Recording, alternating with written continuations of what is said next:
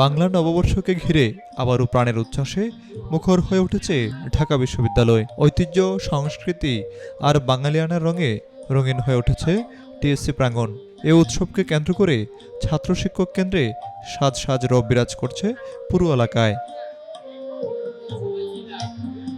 গ্রামীণ আবহে লোকজ দৃশ্যে সাজানো হয়েছে নানান স্টলে পাওয়া যাবে বৈশাখী পোশাক, ঐতিহ্যবাহী অলংকার, হস্তশিল্প এবং দেশীয় খাবারের বাহার।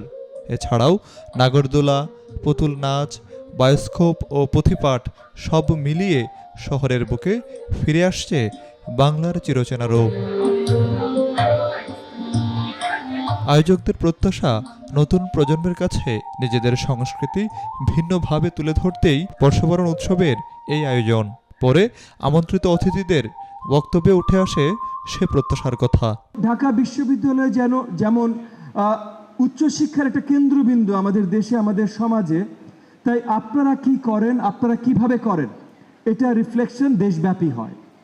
সো আপনারা যেন এই যে উন্মুক্ত জায়গাটা যদি আপনারা রাখেন, তাহলে দেশব্যাপী আমরা সেই প্র্যাকটিসগুলোই দেখব।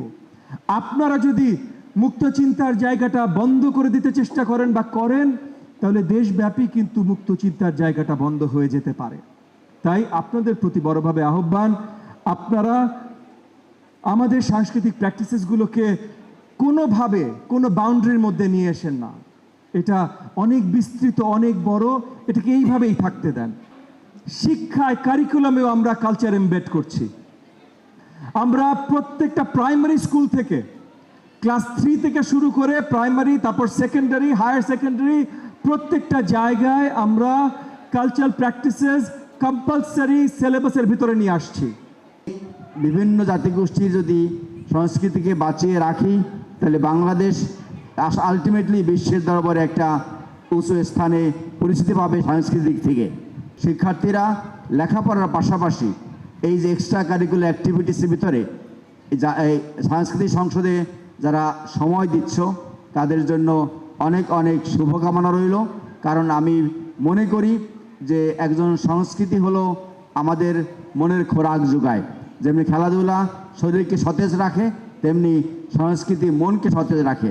লেখাপড়ার পাশাপাশি মানসিক বিকাশের প্রয়োজন, মানসিক মননের প্রয়োজন, মনন বিকাশের প্রয়োজন।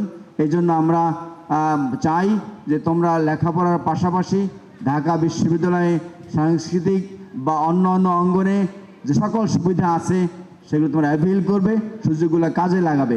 শুধু বিনোদন নয়, এই আয়োজনের মাধ্যমে নতুন প্রজন্মের মাঝে ঐতিহ্যের বার্তা পৌঁছে দিতে চান তারা। অনুষ্ঠানে গুণীজনের সম্মাননা প্রদানের মধ্য দিয়ে সম্মান জানানো হয় সংস্কৃতি অঙ্গনের বিশিষ্ট ব্যক্তিদের।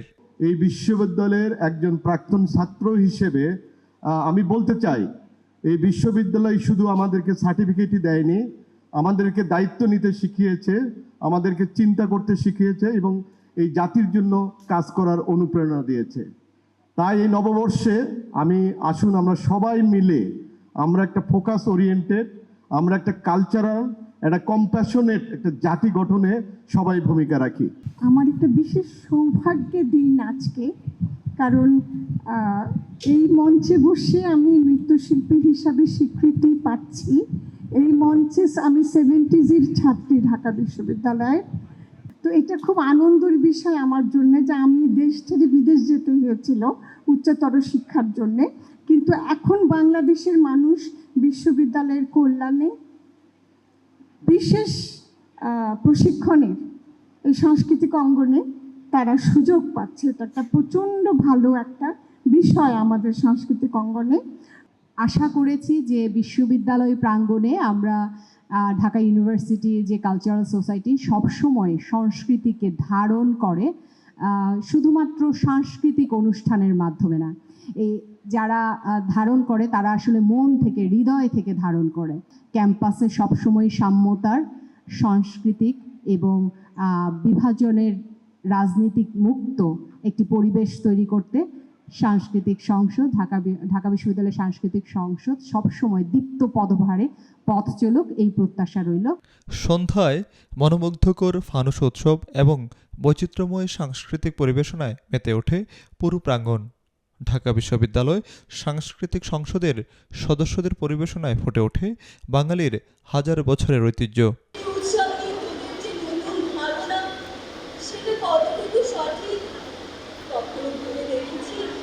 নববর্ষ মানে নতুন আশা, নতুন স্বপ্ন, আর সেই স্বপ্নকে ঘিরেই বর্ণাঢ্য এই উৎসব হয়ে উঠেছে তরুণদের এক অনন্য মিলন মেলা, বাঙালির চিরায়ত ঐতিহ্যের আবাহন। সত্য সরকার, বিনিউজ 24, ঢাকা।